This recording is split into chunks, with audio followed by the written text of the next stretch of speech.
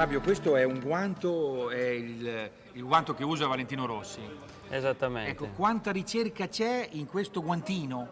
Beh, io direi, guarda, che ci sono 40 anni di ricerca, quindi racchiude una tecnologia, direi, unica, dalla pelle pieno fiore a una costruzione delle protezioni delle dita. Vengono ricoperte, protette da uno strato in titanio laserato con degli altri componenti in carbonio. Titanio Sì. laserato con componenti in carbonio è una cosa pazzesca, è incredibile. Sì. Questo invece è un costume da tartaruga ninja, cos'è?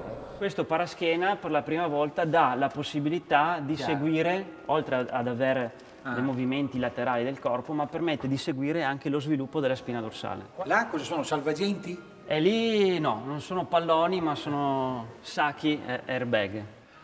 È stranissimo, cioè questo qui sta dentro la tuta e si gonfia in caso di incidente.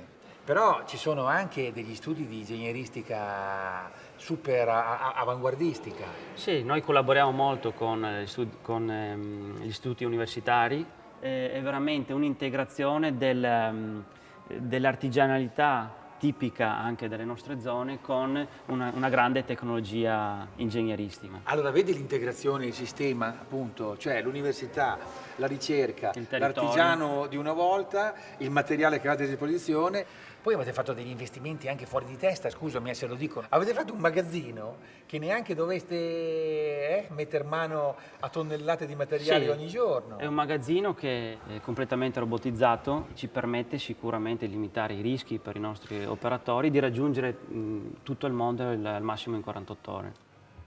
Fabio, quello lì è un televisorino che in qualche modo connette la moto alla tuta che uno si mette qua per comunicare la sicurezza?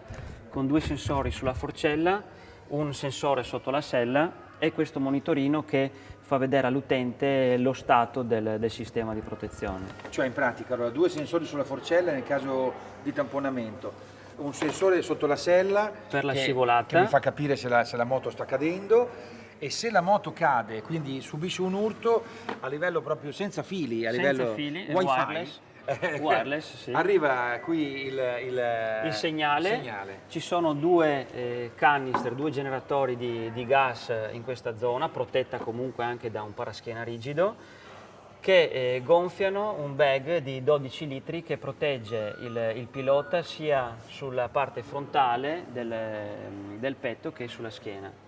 Alessandro, laureato a Padova in ingegneria meccanica, specializzato in ingegneria motociclistica. Mi hanno detto che tu hai inventato l'algoritmo, che già non so cos'è, ma se l'hai inventato tu lo saprai, per far partire l'airbag. È quella specie di funzioni matematiche che traducono quello che leggono i sensori nella decisione sparo o non sparo dell'airbag. Certo. Allora, il problema qual è? Che io voglio che l'airbag si attivi nel caso in cui ho effettivamente una condizione pericolosa e non voglio mai però che si attivi in condizioni normali. E sarebbe imbarazzante. Esattamente. Valentino Rossi è lì che sta parlando con un giornalista.